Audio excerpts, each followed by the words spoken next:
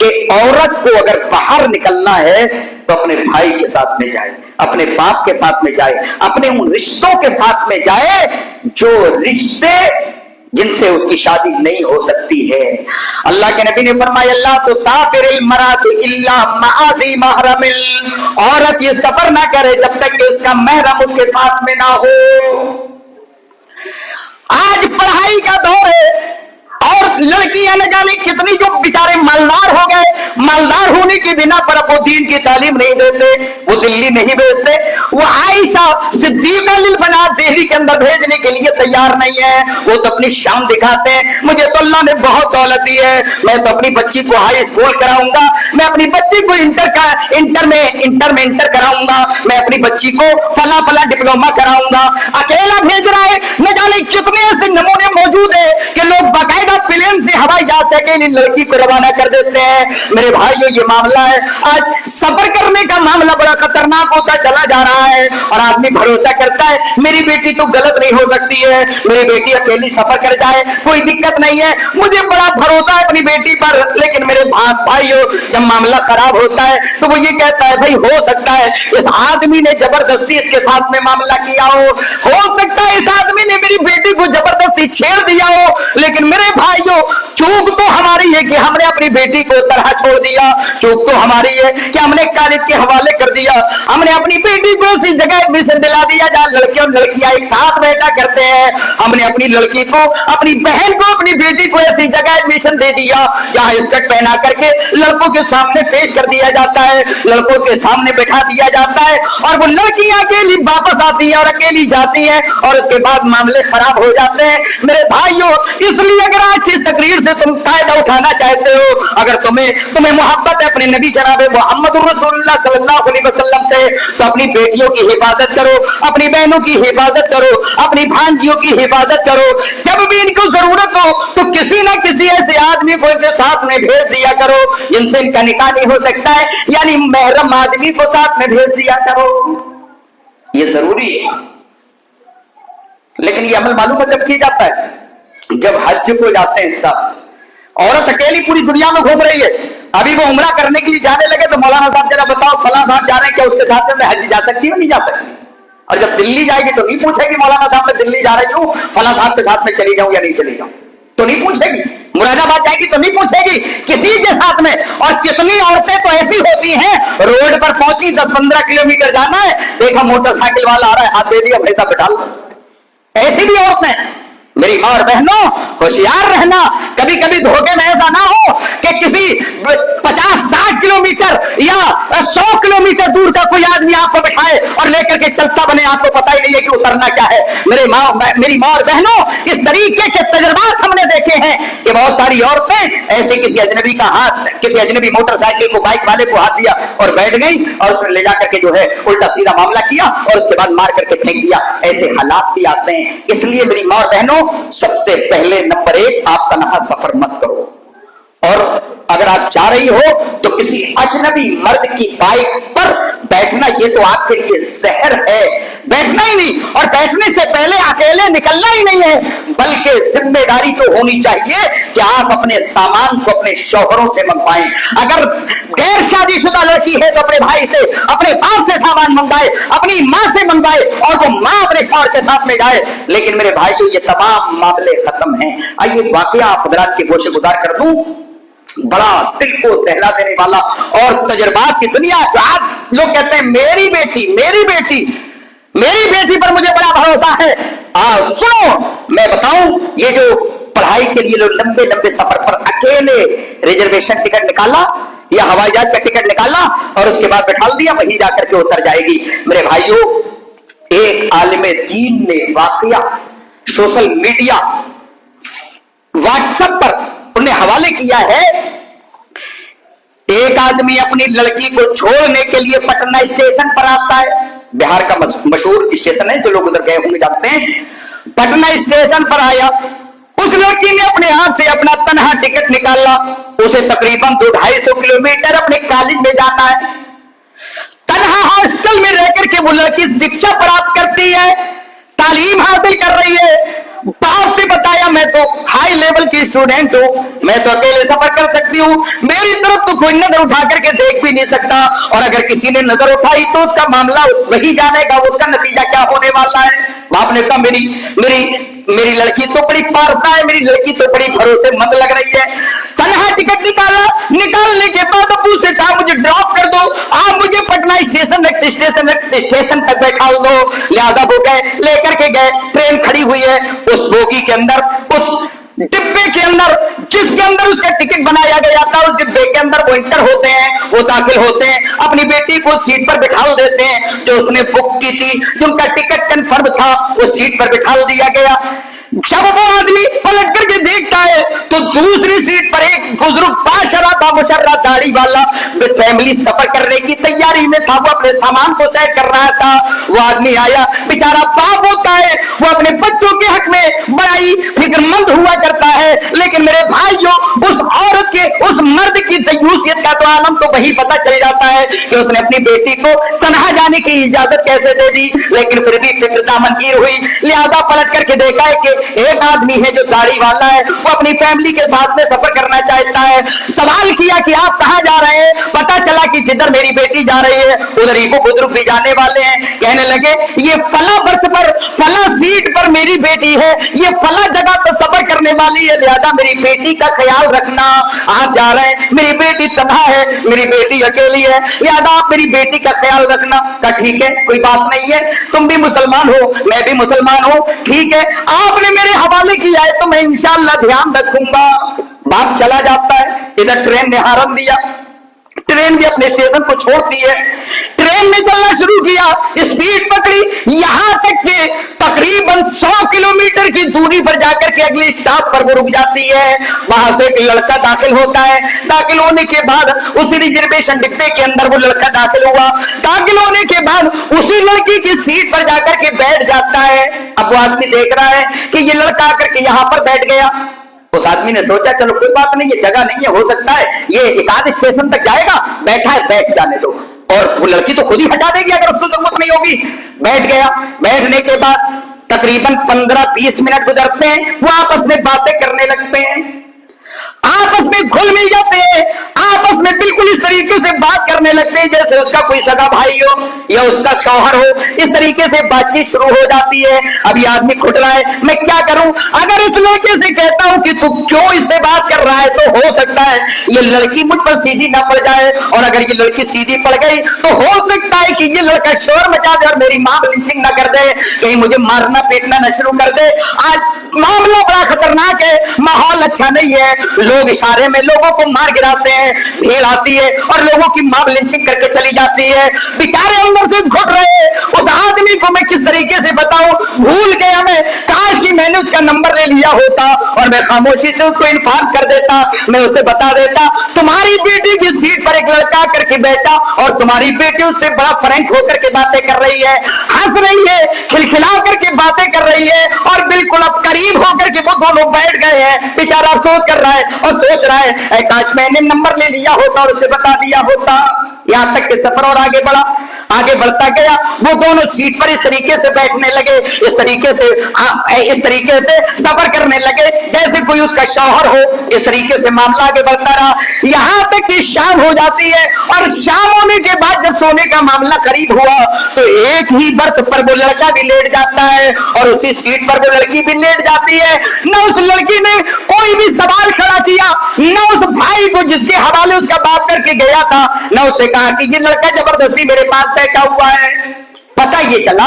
कि उस लड़की की सेटिंग उस लड़के से थी और इनकी बात अंडरग्राउंड हो चुकी थी कि मैं फला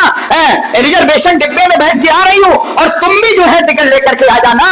और उसके बाद पूरे सफर में वो जो है, आज इस्तेलाह आप लोग जानते हैं ना, बॉयफ्रेंड और गर्ल फ्रेंड,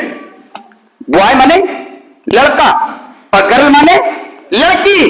तो बॉयफ्रेंड बॉय का बॉयफ्रेंड हो ये तो चलो चलेगा, लड़के का लड़का दोस्त हो ये तो ठीक है, लेकिन और लड़की की लड़की फ्रेंड हो, लड़की की लड़की सहेली हो ये भी चलो ठीक है, लेकिन आज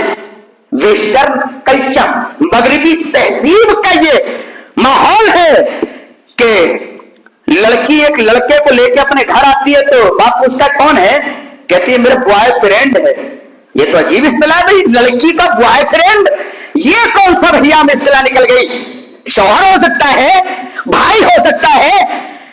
पिता हो सकता है, बाप हो सकता है, ये बॉयफ्रेंड लड़की का कहां से आ गया। मेरे भाइयों चल रहा है, और बाकायदा इस तहजीब में, इस मगरबी तहजीब के अंदर लोग खुश होते हैं। अच्छा ये क्लास फैलू है तुम्हारा, तुम्हारे क्लास में पढ़ता है, ओ आओ बेटा बहुत अच्छी बात है, वो समझ लेता है, मुर्गा तो फंस गया। बाप भी खुश है मुझसे, अब ले जाता खेत साथ, चल बेटा घूमते पार्कों में, तो वो घूमते, वो फ्रेंड नहीं फिर फ्रैंक हो जाते हैं और मामला खराब हो जाता है मेरे भाइयों। और ये चीज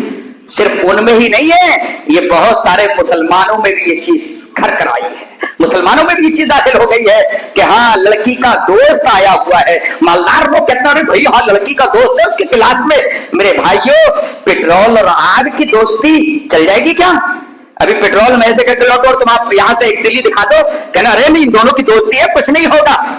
तो आप भी चलेंगे और मैं भी चल जाऊंगा। आग पेट्रोल ये दोनों जिस तरीके से साथ में नहीं हो सकते, इसी तरीके से औरत और मर्द, गैर महरम और अजनबी मर्द ये एक औरत के साथ में सही जालिम रह जाए, ये हो ही नहीं सकता है। और आओ यहां पर कोट कर लेते हैं मेरे नबी जनाब मोहम्मद रसूलुल्लाह सल्लल्लाहु अलैहि वसल्लम की हदीस। आपने फरमाया ला यखलुबन्ना रजुलुन मआ इमरातिन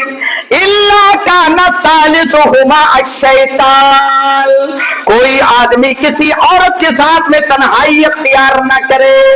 इख्तिलाते मर्दों तक, एक साथ औरतों का रहना, एक साथ मर्दों का रहना, एक साथ ऑफिस में मर्द का बैठना, एक साथ में औरत का बैठना, एक तरफ औरत बैठी हुई है एक तरफ मर्द बैठा हुआ है। मेरे भाई इस्लाम इसकी इजाजत नहीं देता है, अगर कोई करेगा तो वो औरत महफूज नहीं रह सकती है। मेरे नबी जनाब मोहम्मद रसूलुल्लाह सल्लल्लाहु अलैहि वसल्लम ने फरमाया ला यखलुबन्ना रजुलन, कोई आदमी किसी औरत के साथ में तन्हाई अख्तियार न करे, अगर ऐसा करेगा काना सालिसुहुमा अश-शैतान, उनका तीसरा शैतान उनके दरमियान में आ जाएगा। शैतान गड़बड़ी पैदा करेगा, शैतान उनके अंदर मक्कारियां पैदा करेगा, शैतान उनके अंदर बेहयाई जैसी चीज पैदा कर देगा, शैतान उनको जिनाकारी के अंदर मुलव्वस कर देगा। इसलिए अल्लाह के नबी ने फरमाया कोई औरत किसी औरत के साथ, कोई मर्द किसी औरत के साथ में तन्हाई अख्तियार ना करे। तो किसी शख्स की बेटी की नौकरी लग जाए बड़ा खुश होता है, कहता है मेरी बेटी की देखो नौकरी लग गई, अब छोड़ के भी आता है, चलो छोड़ के आ गया। हमने भी देखा है कई ऐसे हैं बेचारे जो नौकरी लग गई बड़ा खुश हैं, अब छोड़ के आ रहे स्कूल के अंदर छोड़ के आ गए, वहां मर्द है, कोई आध लड़की और है तो है वरना वो अकेली है, बाकी सब मर्द है पढ़ाने वाले। बताइए ऐसी जगह उस औरत की हिफाजत क्या माने रखती है। इसलिए अल्लाह के नबी सल्लल्लाहु अलैहि वसल्लम ने मर्द और औरतों को एक जगह इकट्ठा होने से मना किया है, इल्ला कि उसके साथ में उसका कोई जिम्मेदार हो। तो ये दूसरी चीज ये कि नंबर एक औरत अपने घर में रहे बिला जरूरत ना निकले, और अगर निकलना हो तो सादगी के साथ, पर्दे के साथ, और अपने साथ में किसी करीबी रिश्ते को, और करीबी रिश्ते का मतलब भाई, चचा या उसका शौहर, इस तरीके या उसका मामू, इस तरीके के रिश्ते उसके साथ में कोई ना कोई हो, इस शर्त के साथ में वो बाहर निकल करके जाए और किसी औरत किसी मर्द के साथ में वो तन्हाई अख्तियार ना करे। आइए एक और चीज मैं आपको बताऊं, अगर वो ये सोचती है कि नहीं मर्दों के साथ में रहने में क्या हमारा दिल पाक होना चाहिए, हमारा दिल साफ होना चाहिए। मेरे भाइयों अल्लाह के नबी जनाब मोहम्मद रसूलुल्लाह सल्लल्लाहु अलैहि वसल्लम ने फरमाया, हजरत उसामा इब्न ज़ैद रज़ियल्लाहु ताला अन्हु हदीस के रावी है, वो नबी अकरम सल्लल्लाहु अलैहि वसल्लम से रिवायत करते हुए कहते हैं अल्लाह के नबी ने फरमाया